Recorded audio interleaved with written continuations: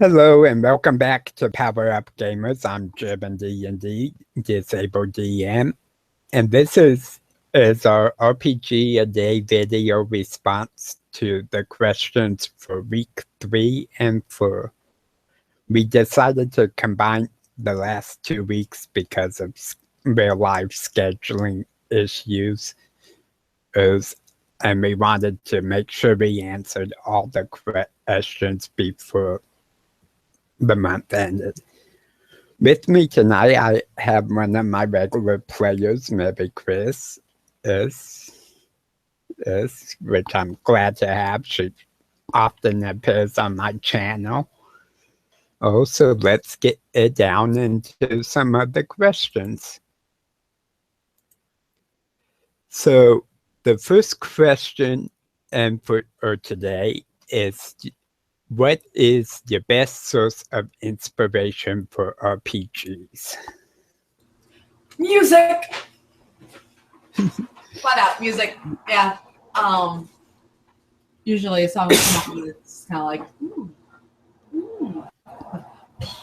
ideas. Awesome.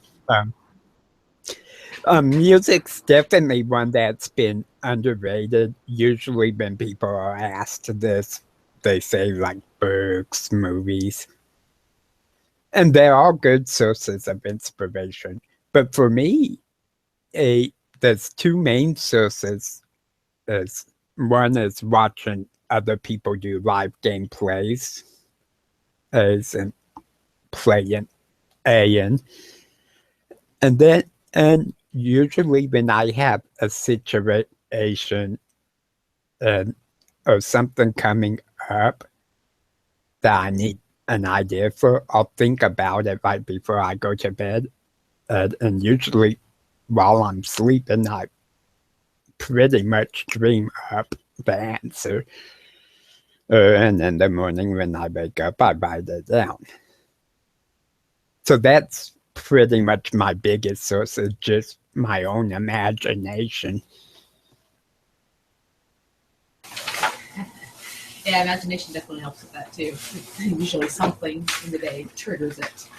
It's like, ooh, what if I did this? Exactly.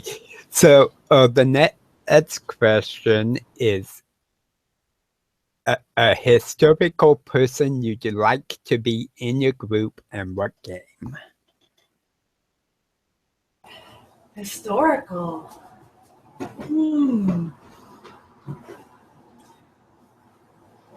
Oh, like I don't know. That's a tough one, because there's been a lot of great minds out there.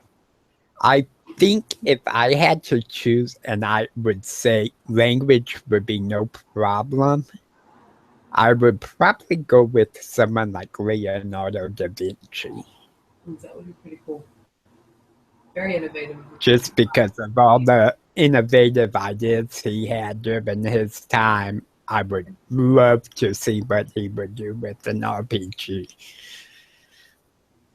Yeah, that would be very interesting. A few writers come to mind, like Edgar Allan Poe or Shakespeare. Just like, what would it be like if you were to play with them? Like, what would be interesting? Poe would definitely be interesting. They would definitely be able to tell a story. And so, how happy of a story might be questionable, but it definitely be dramatic. Exactly. Okay, so the third question for today is, what fictional character would best fit in your group? Like, I'm in multiple groups right now, or are we talking about like? I would say kind of people, kind of in general, or like your main group that you play with. Which for me, that's hard because I have a lot of groups too. Here we go. Okay, so in one of the games I play, and I have a character who is inspired off of Harley Quinn. I'm like, oh yeah, Harley Quinn would get along or would do just well.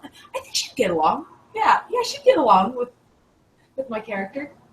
They might be frenemies, but they get along. Awesome. I am actually going to pick one. It's in the Amicast actually did a book called The Rowan, in which it was a young girl who was basically psychic. And she grew up having to deal with this and learning how to deal with people. So I think she would fit really well in a lot of the different groups that I run. Because a lot of them are based around people learning to work together.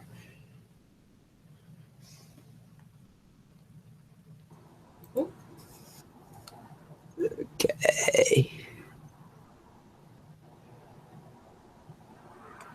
So the next one is, what innovation could RPG groups benefit most from?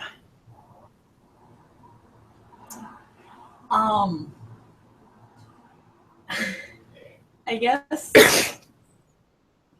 Well, Roll20 is kind of already on that, where they've created a platform that we can see a grid. But I don't know. Like I guess. Like they're heading in the right direction. Another idea that kind of popped in mind, like, but it's more for like the in-person gaming, where I've seen or heard like kind of little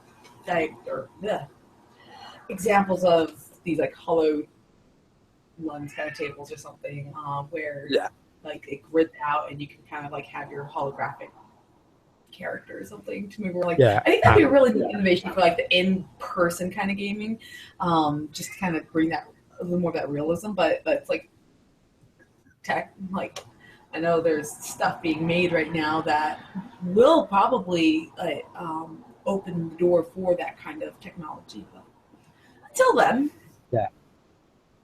the big one that I think is upcoming in the future is basically a holodeck type experience, where you can actually go into a holodeck or a special chamber and have the story and adventure become real.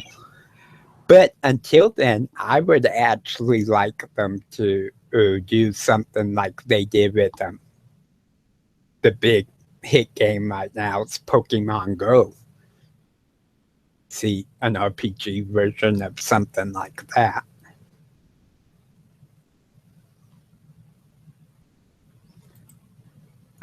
And I think we already have the technology to do that. So I think that would be successful. There's the HoloLens that's being worked on, and so that's going to make it. And level the Samsung has like that kind of glasses thing, where like I can see, where you can make some kind of app or program that when you are looking through it, it's like, oh, I'm in a completely different place. The next question is the best way to learn a new game. Just do it. Find a group of people who are like, noobs? We love noobs. Come join us. You don't know the rules? Well, here's the set of rules, and we'll help coach you through it. Yeah, I definitely agree. Just doing it is probably the... However, I find it's easier for someone who's completely clueless to the rules and how to play, if they do like a one-on-one session or adventure, maybe a short campaign with the DM first, and kind of get used to it that way, and then they can bring in other people. Yeah, definitely helps. Definitely having people who are patient to work with someone who's not as familiar, who is very new to the setting or the rule sets. Okay.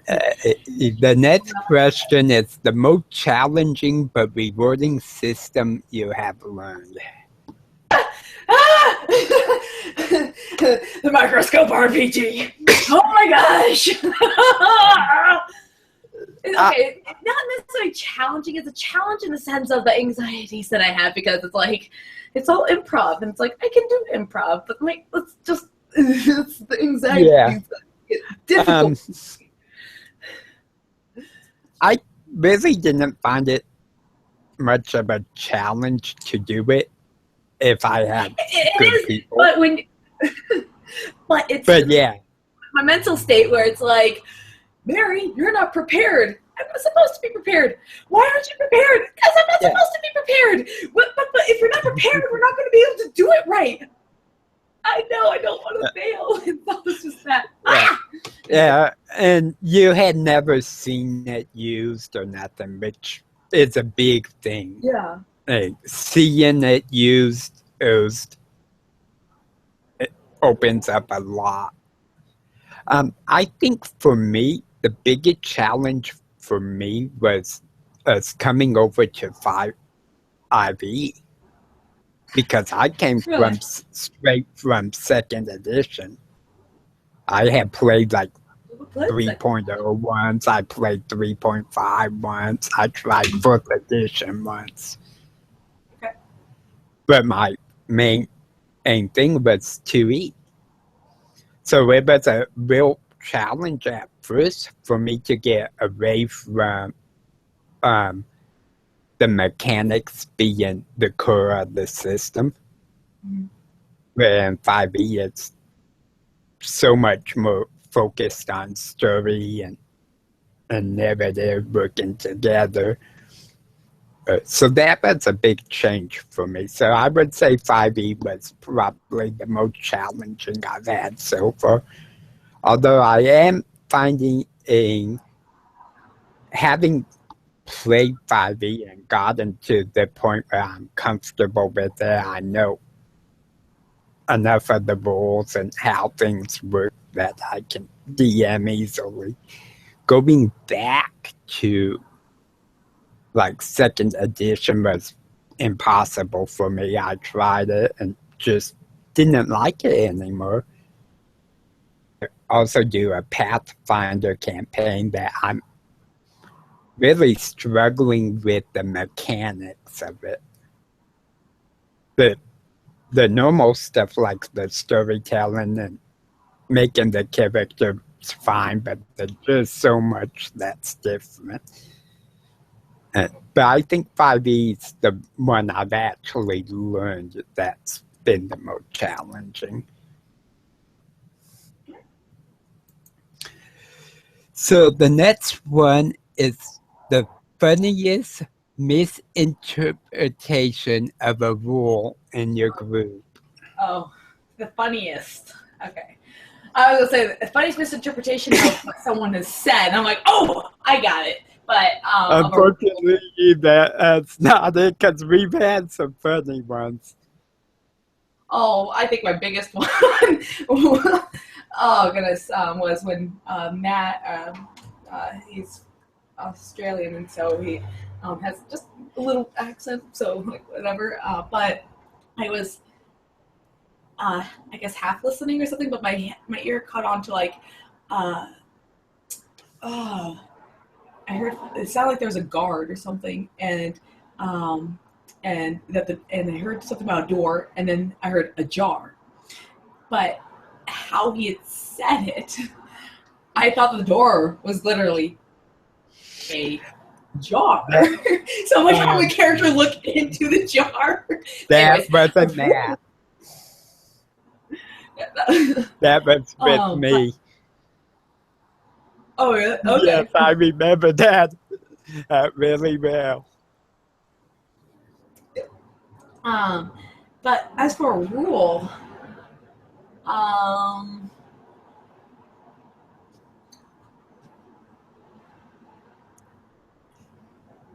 I don't think there's been a funny misinterpretation that comes to mind. Like I know there was some issues with multi-classing paladin and but we figured it out. But yeah, I can't think of a I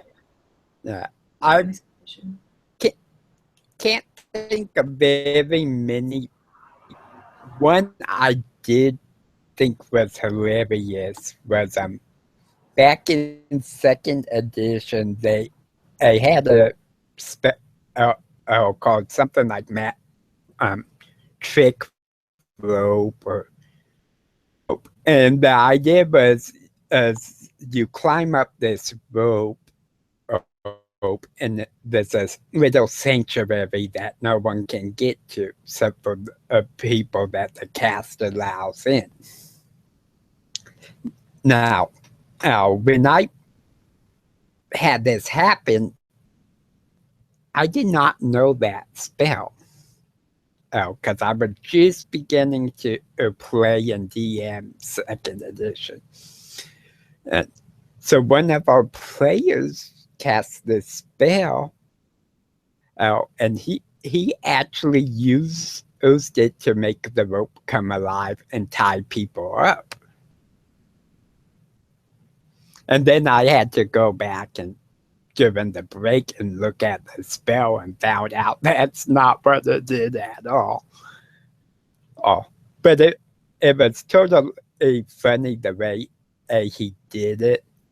And that's probably the only time I really had a rule misinterpreted to the point of it was funny. Because looking at the name of the spell, I would have thought it would have been used like that as well. Okay, so the next question is supposedly random game events that keep reoccurring. Yeah, sorry. Say that one more time. Hey, the next one is what is some supposedly random game events that keep reoccurring. Okay, so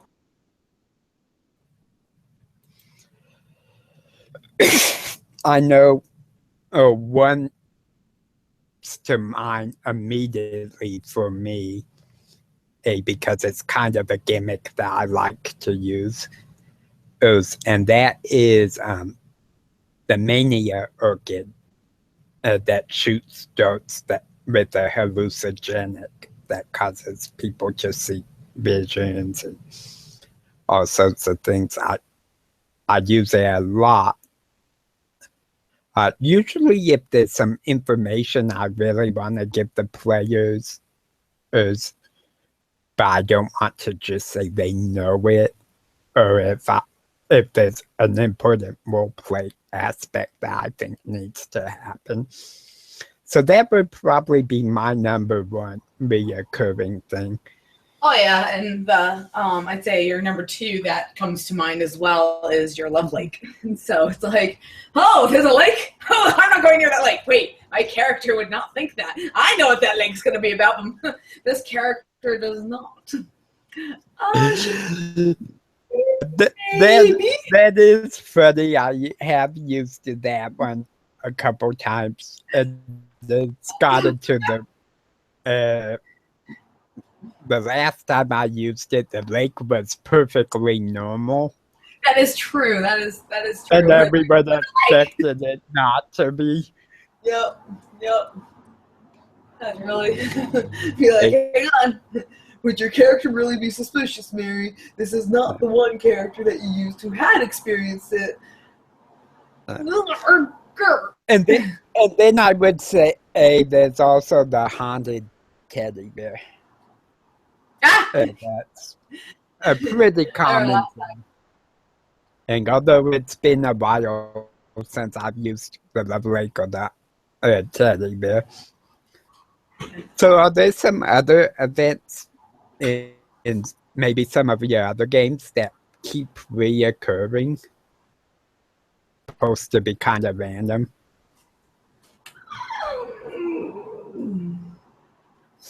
Not really, other than like people joking about the door is slightly open, Mary, not ajar. Like that's like an inside joke kind of thing. Nothing really comes Yeah. as Okay. yeah. I'm sure I'll think of something about two Okay, questions so later. the next question is, share one of your best worst luck stories. Best worst luck stories. Mine's easy. I rolled up a character in 2nd edition, back when we actually had to roll for stats. And my highest score was a 9. So he was the village idiot. Everyone liked him. He wanted so bad to be this knight that he became basically a squire. And his commander had a new stallion that he was trying to break in the stables, and ordered my character to mark out the stables. He goes in and shovel and all that in hand, steps on a rake, fails his dex save, so he falls backwards into this stallion stall, which kicks him in the head and kills him. Oh my god. Oh my god. That's awful. I'm sorry. I'm laughing. That's awful. Level 1 commoner. Didn't even have a class yet because we weren't beginning out with classes. Wow. And it was just the worst luck I really have had, was to fail a death save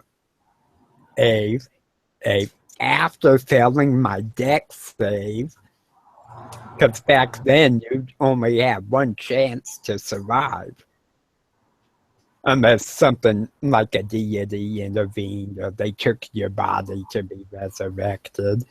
Yeah. So that would definitely be my worst luck story for me. So how about you, Mary? I know you've had quite a few experiences.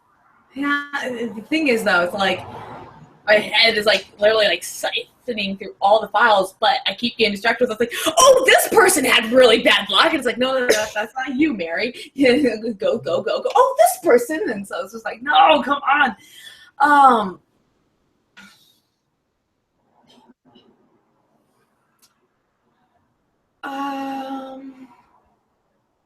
Worst luck. It's like seriously, I'm sure if I went and looked through past journal entries and whatnot, I'd come up with a really good one. But there's like only 2 kind of minor ones, I guess, where in one in my first really big campaign, my character, I guess I actually kind of correlate. My sister's character killed a boy because she failed her attack rolls on trying to hit the imps that were right next to the boy. So she ends up killing this boy, and it's like, oh my gosh. So we go in, we're able to find someone to do the resurrection, and we had fortunately come across a very mass amount of loot. So we had plenty of money to afford this, although we were told that resurrection was against the law. It's considered bad magic or something. And so this cleric, out of the kindness of his heart, resurrected the boy, and my character's like, thank you, you're awesome. And he distinctly told us, watch out for the Black Knights because they will know that spell has been performed. And it's like, gotcha.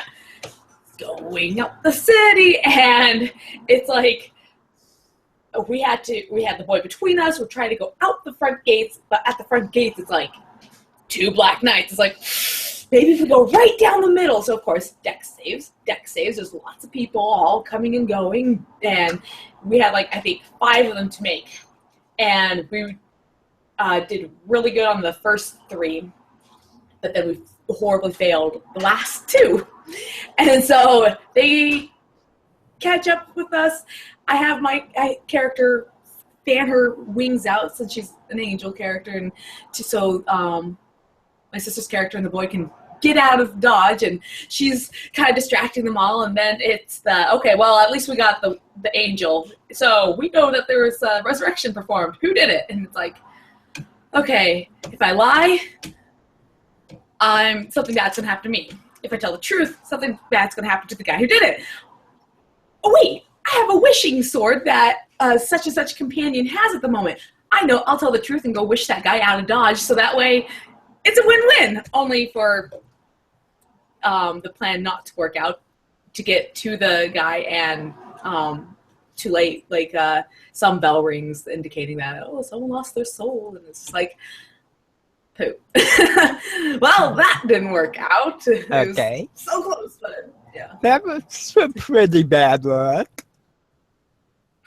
Yeah, it sucked so much because like we were so close on so many occasions, and it's like failed, and yeah, you just ratted out the guy who did a big favor to you. Congratulations. And it's like, it would have worked out if I'd known it was going to work that fast. She wouldn't have ratted out the guy. Yeah. She figured the guy would have had an hour or 2 before like they went over and fully investigated it. It was literally like minutes, maybe, so like a minute or 2, that it was all done. And it's like, wait, what? Oh my gosh. So anyways. Okay, so the next question is, what is the game you are most likely to give to others? To get or give? To give. Give. Catan? Mine's definitely the microscope. Oh, I just think it's an awesome tool for world building and with your players and setting the mood and the theme. I'd probably go with just standard 5e just because, well, I'm most familiar with it. That way, if they need any questions answered, it's like, I can help you with that. Or I know a bunch of people who can answer that better than me. So, yeah. So would you say it would be the Player's Handbook then? Player's Handbook. And I would say that would probably be the most important book for the set, because even the DM can and run stuff based off of nothing but the Player's Handbook and the Monster Manual. Yeah. Okay, so the next question is, what makes for a good character? What makes for a good character? Yeah. The player. Yeah. I don't know. or even a good a solid backstory, like something that just really does explain kind of like who they are.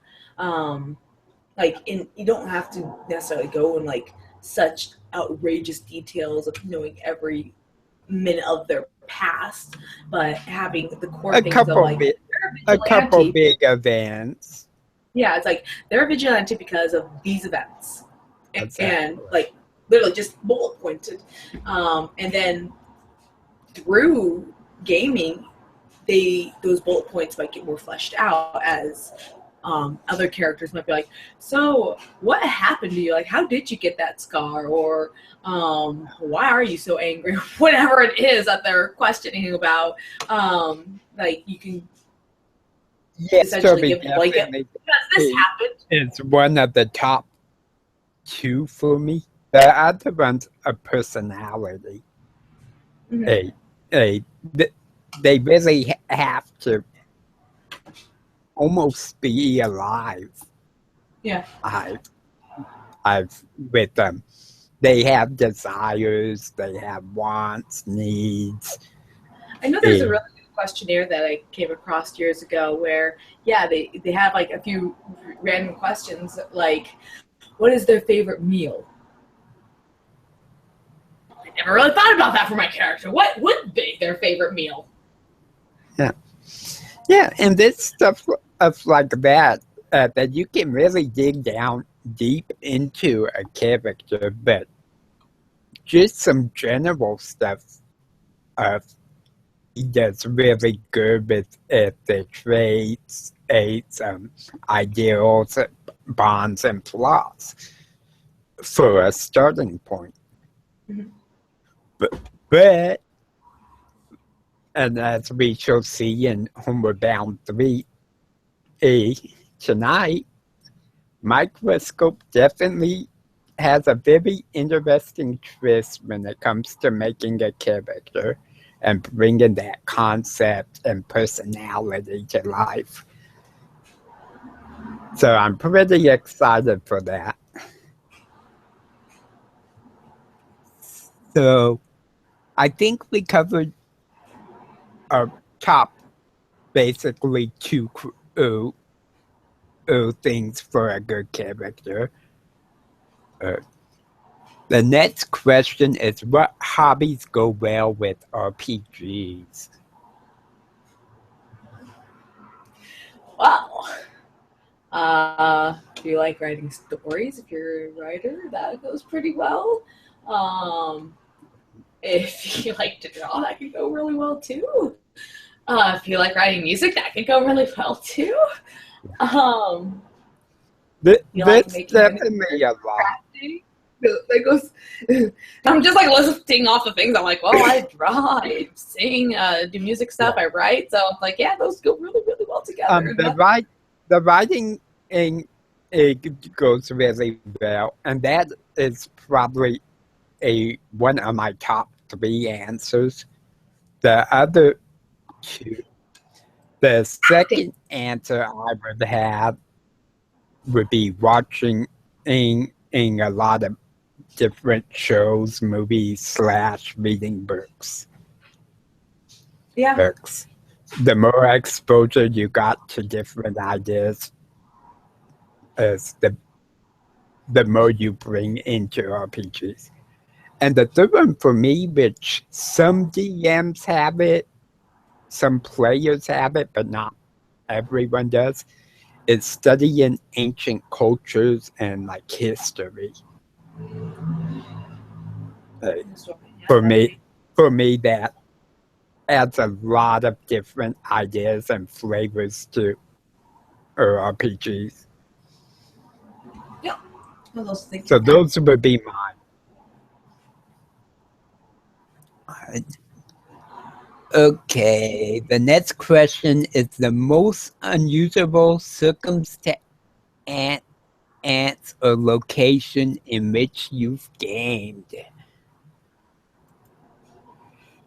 The most unusual circumstances? Yeah, circumstances or location in which you've gamed.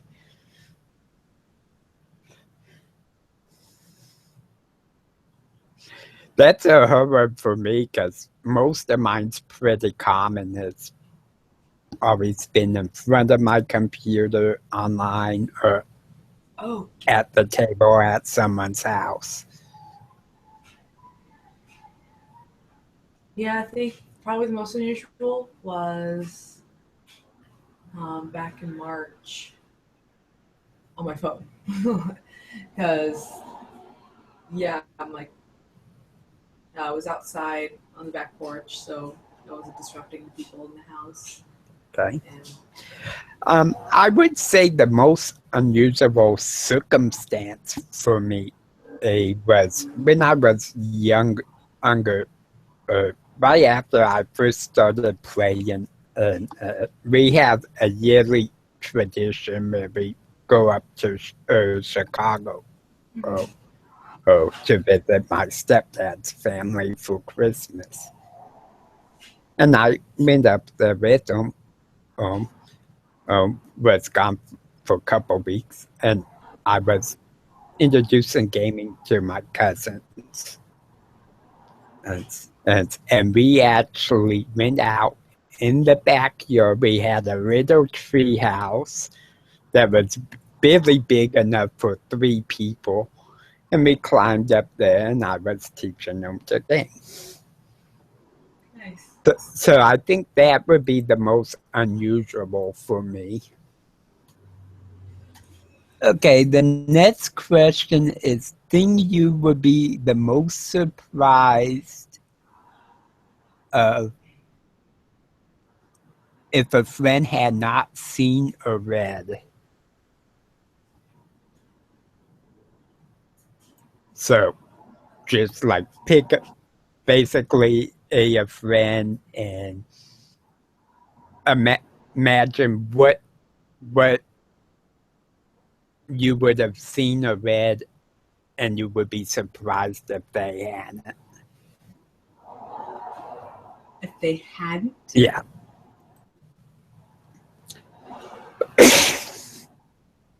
I think this is on topic with it. It's not an RPG, but one of my friends, about last year, I was dropping Harry Potter references and jokes and whatnot, and she finally just was like, I haven't a clue what you're talking about, Mary. And I was like, you've not read any of the Harry Potter books? She's like, yeah. And then I'm like, how is it we're friends? The movies.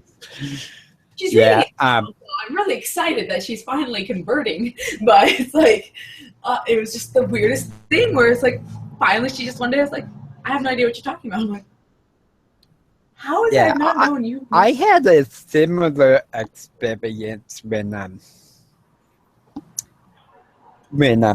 Phantom Menace came out, Star Wars. I had a friend of mine. He actually was one of my GMs, Eric. Awesome GM, probably the best GM I've ever sat. And I had, we often did movie nights, and I had like the entire Star Wars trilogy of the originals, and I had Phantom Menace on DVD. And we were gonna do a movie night. I had mentioned in Star Wars, and he had never seen any of them, never read any of the books, and I would just, it blew my mind. So I'm like, hey, this movie night, we're gonna do a Star Wars marathon. Nice. But that really surprised me because he was of the age that the first one would have came out and was such a big deal that I would have thought everyone from that generation had seen it. Yep. Okay, so we are getting pretty close. There's only 3 questions left. Oh, this next one's gonna be awesome. You can game anywhere on Earth. Where would you choose? The catacombs in Rome. That would be that. great. Yeah. For like a nice Cthulhu or Strahd and That's such a hard question because there are so many awesome places. And some of the default ones are like the woods, the ocean, the mountains. Yeah. I think it would depend on the game and the session. And if I was going for something in kind of dark and scary, the catacombs, like maybe said, would be good. The pyramids, it's in Egypt or South America would be good. Stonehenge would be good. Now, if I was going to pick just one, there's one that takes the cake for me, and that is the 1,000-mile high rainforest in Madagascar. It's just totally beautiful scenery. You got lemurs that will run around, play with you, and ideally, if I had the funds, I'd have sufficient little colony there, and that would be where I would be gaming. Just because it's so beautiful. And if you ever look it up, you would understand almost immediately from the pictures why I would pick that.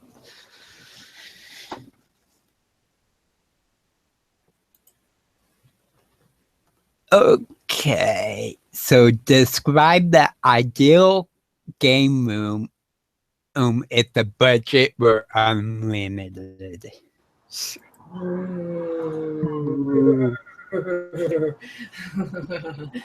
Oh, the ideal game room. Jeez Louise, like, I don't even know where to begin. Like, beautiful bookshelves and whatnot with all. I could not do a game room. I would have to do a game house because I would want different type settings. I would want one looking set up and kind of molded to look like a dungeon or a lair with flickering torches and all the nice props. I would want one that was kind of just a hangout out recording studio with nice backdrop pictures, nice bookshelves for my RPG collections and fantasy books. So I really couldn't do just one room like that. It would have to be kind of a multiple room. So I like that idea. I then had this thought of, oh shit, there's an echo now. Well, we'll see how well anyways, is having a big white room, and like you have a few bookshelves here and there, but like on the walls, like TV size kind of screen that you can change the images on to kind of match the a green screen. Or we're now in a kitchen, and like you change the pictures, kind of help set the mood, as well as a good sound system especially for those who are amazing at having like just music that really helps just kind of a really good sound system, a good recording. And of course you have to have your like fridge kitchen somewhere around the corner, because everyone's always wanting snacks. And I know when I used to do in-person gaming and such, like we do a potluck, like we'd have this table that we just on, and as people got hungry or thirsty, get up and go snack and such. Exactly. But yeah, I would sit around. I would definitely like a really nice setup. A green screen would be awesome, because, like you said, you could change the backgrounds, and then you would want special lighting to make it look like you got torches flickering, or there's a red glow, or whatever you wanted to do. So definitely interested, but I can't imagine having that kind of funds and to do it up ideally. Okay, the last question is best advice you were ever giving for your game of choice.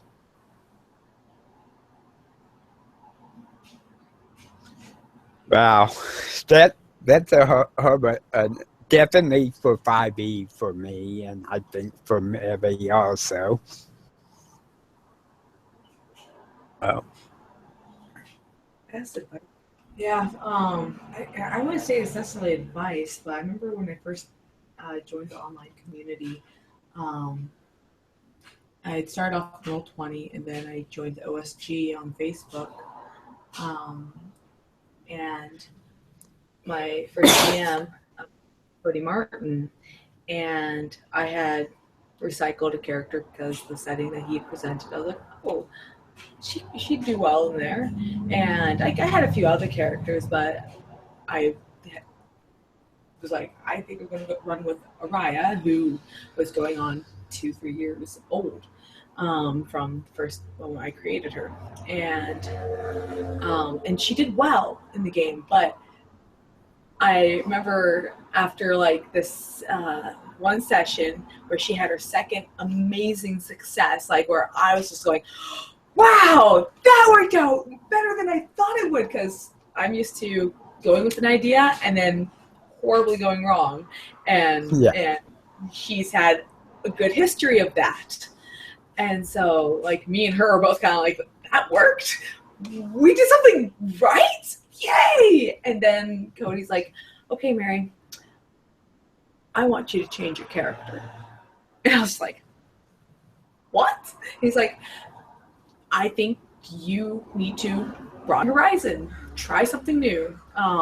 But let's get rid of Araya and let's do a new character. And like when I first got it, I was just like, why? Like, I haven't been feeling with her. But I'm really glad that he did say that, because yeah, like I said, she's going on 2-3 years and I played her almost consistently that entire time.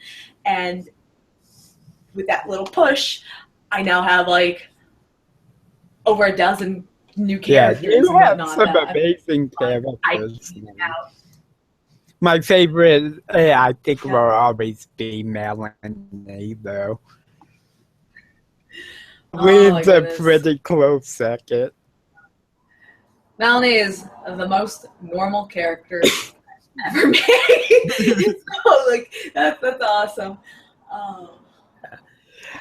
For me, wow. There's actually two bits of advice that one as a player and one as a DM. Back in second edition, when I was playing, me and the DM did a lot of stuff together behind the scenes because we were both storytellers. We both were interested in the world building, and so we kind of were co-and that. And when it came to the group, we had most of the group was okay. They were super good role players, but they did okay. And then we had a couple that just were all about combat, and that was it. And the DM had given me the advice not to be taking the spotlight and using it to create a good role-playing opportunity, and then to bring other players into that opportunity. So I think that was the most amazing advice I've been given as a player. As a DM, I've been given a lot of advice because I always ask players what the highlight of the session was and where they think I can improve. But I think the one that actually helped me the most was right back in Adventure League when I DM'd for them. One of the other DMs had told me not to be afraid of putting my players' characters into situations they didn't expect or couldn't see coming. So I think that would be my most useful advice, because I've done a lot like that, where I do minor tweaks on characters' backgrounds, to make an interesting plot in the campaign or in the sessions, and I think that's probably the most useful for me. So we have actually finished off the questions, but there are a couple I want to ask Mary, because she wasn't able to do a video last week. And there were a couple good questions that I want to know Mary's answers to. Oh, snaps. Oh. So, I'm just reviewing the questions there. Okay, I am going to pick two. Oh, the first is question 11 on the list. So for day 11, which gamer most affected the way you play, Mary? Which gamer most affected the way I play? Oh boy. Well, obviously Steven. He may or may not have been just jumping around over there, but there's I guess if I kind of blanket it, it's characters that like my characters really bonded with to a certain point, like that really affects my. I wouldn't say that there's a specific one person who has like really just. Another thought that comes to mind. I was gonna say real quick, from one of your earlier answers, I would say it probably was Cody Martin. Yes. Person you could play other characters. Actually, the whole playing in his games first really did help develop me as well, in the sense of like, I remember before his games it was very much like, okay, you roll, you got your numbers, and then it's like, okay, your character was successful, your character wasn't successful, and then I remember like the first battle that I had in the game, in one of his games, my character ended up going first, and so I rolled like, does a 19 hit? Yes, it does. Roll damage. Okay, 8 points damage. Great. Now describe how your attack went.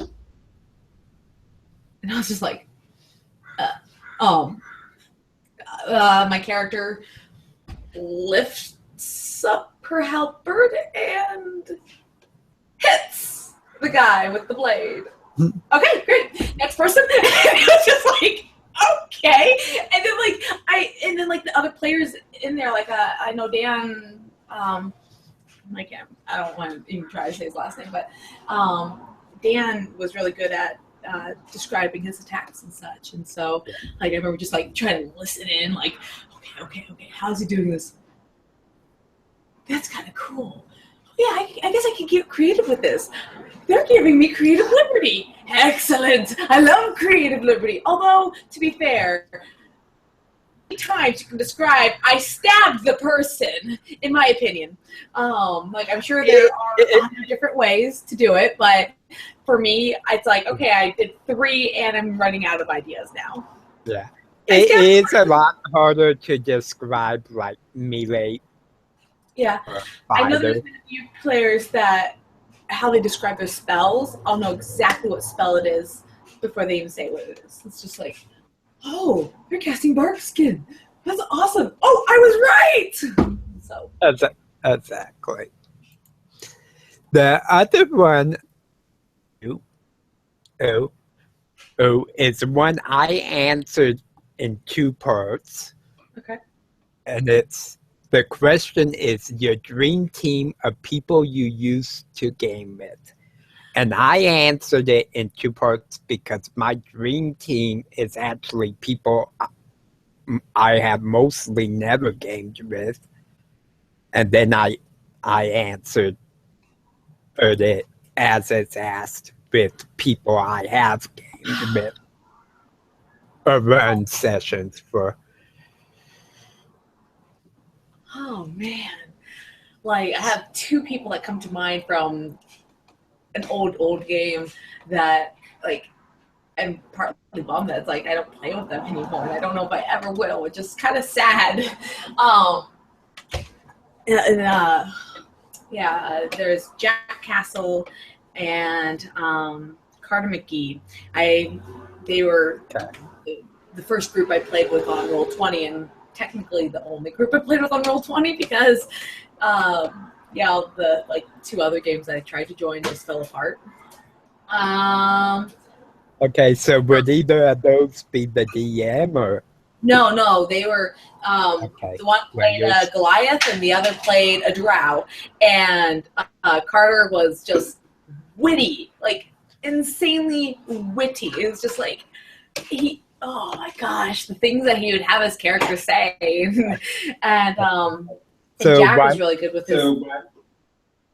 Okay, so why don't we go with one more player?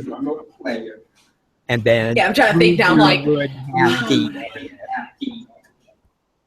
and who I would have DM it. Ooh, okay.